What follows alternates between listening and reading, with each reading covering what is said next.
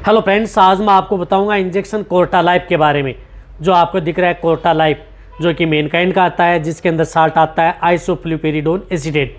यानी ये Carta life injection है, ये आपके पशु में क्या काम करता है, इसकी कितनी डोज देनी चाहिए, बड़े पशु में इसकी कितनी डोज है, प्रेग्नेंट दूध देने वाले पशु के लिए सेफ है नहीं, किस तरह की बीमारी में आप इस इंजेक्शन का उपयोग करना चाहिए, यानी क्या सावधानी, क्या पशु में कमाल, यानी इस इंजेक्शन के बहुत इस तरह के कमाल के फायदे हैं और क्या ये नुकसान भी पशु में कब कैसे करता है, आज की वीडियो के अंदर आपको पूरी डिटेल से बताया जाएगा। वीडियो पर जो इस चैनल पर अभी नए आए हैं या पहली बार जुड़े हैं तो पहले चैनल को सब्सक्राइब कर लें, साथ में बेल आइकन ऑल वाला ऑप्शन दबाएं। आपको पता है कि चैनल पर भी सही, सटीक और साइंटिफिक मेथड से आपको शॉर्ट में वीडियो दी जाती है। देखो, कोर्टा लाइफ इंजेक्शन होता है, वैसे कोर्टिकोस्टेरॉइड इंजेक्शन ही है एक तरह का।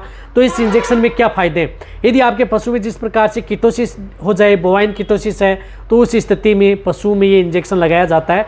कीटोसिस में अच्छा रिजल्ट है। और जिस तरह से मिल्क फीवर है पशु में, वहाँ पर भी आप इस इंजेक्शन का उपयोग कर सकते हैं। जैसे पशु का टेम्परेचर बहुत डाउन हो जाता है, तो मिल्क फीवर के अंदर भी पशु के टेम्परेचर को अप करने के लिए या ब्लड का सर्कुलेशन को तेज़ करने के लिए भी इस इंजेक्शन का उपयोग किया जाता है।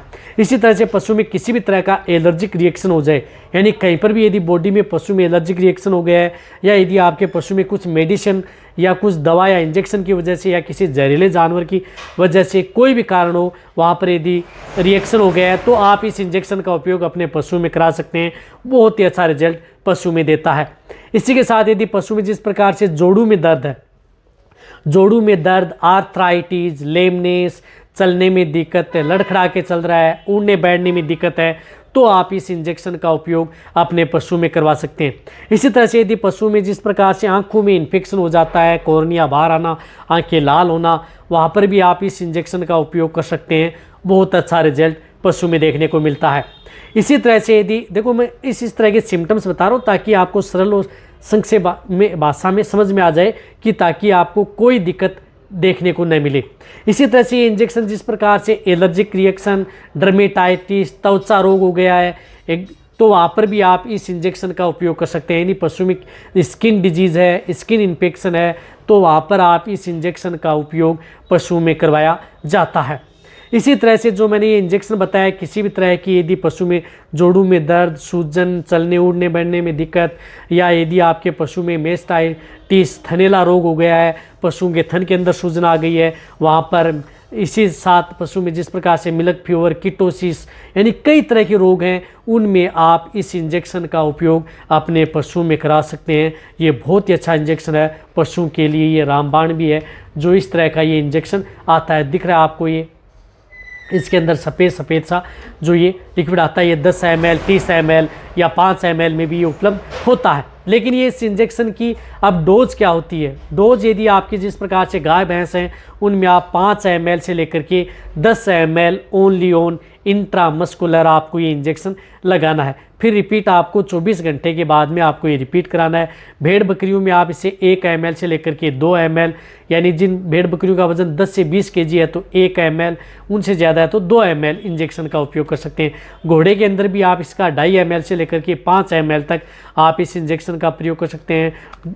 इस तरह से ये इंजेक्शन जो जितने मैंने बताया, लेकिन आपको ये ध्यान रखना है कि इंजेक्शन आप अपने पशु को लगातार कंटिन्यूटी, जैसे 3-4 बार आप लगातार न लगाएं। कई बार इस तरह की दिक्कत हो जाती है कि पशु में यदि आप ये इंजेक्शन ज़्यादा बार लगाते हैं तो पशु में दिक्कत भी पैदा कर सकता है। इस बात का आपको ध्यान में रखना है। वैसे विथड्रॉल पीरियड भी होता है इसका मिल्क और मीट में 3 से 5 दिन यदि आप इसका प्रयोग करें, इस बात का भी आपको ध्यान में रखना है। और ये इंजेक्शन आपके पशु में दूध की मात्रा को इतना कम नहीं करता जितना यदि आपको अदर इंजेक्शन है, डेक्सोना या अदर इंजेक्शन है। ये इंजेक्शन यदि पशु में जिस प्रकार से प्रेग्नेंट पशु हैं, उन पशुओं के लिए भी ये सेफ इंजेक्शन है। यानी प्रेगनेंसी स्टेज में भी ये इंजेक्शन पशु को लगाया जाता है। अदर जो कोर्टिकोस्टेरॉइड इंजेक्शन आते हैं, उन इंजेक्शन से कई गुना ये असर पशु में करता है। इसी तरह से ये इंजेक्शन यदि पशु में जिस प्रकार से कोई वायरल इन्फेक्शन हो जाता है, तो वहाँ पर आप इस इंजेक्शन का उपयोग ज़्यादा नहीं करने से जो वायरल बीमारियाँ होती हैं पशु में, FMD, other lumpy skin disease, वहाँ पर आपको यदि कई इस तरह की दिक्कत है कि बहुत ज़्यादा स्वेलिंग सूजन आ गई है तो एक बार कर सकते हैं, लेकिन ज़्यादा बार करेंगे तो आपके पशु की इम्यूनिटी को डाउन कर सकता है। वैसे भी इस इंजेक्शन का उपयोग बहुत ज़्यादा पशु में नहीं करना चाहिए, उसकी वजह से आपके पशु में फायदे की बजाय फिर ये नुकसान करना स्टार्ट कर देता है। ये इंजेक्शन पशुओं में जो अदर ट्रीटमेंट करें उनमें सपोर्ट थेरेपी के तौर पर इस इंजेक्शन का उपयोग किया जाता है। अब आप अच्छी तरह से समझ गए होंगे कि इस इंजेक्शन की कैसे, कितनी डोज, कितनी मात्रा में लगाना चाहिए। आज की वीडियो के अंदर आपको शॉर्ट बता देंगे।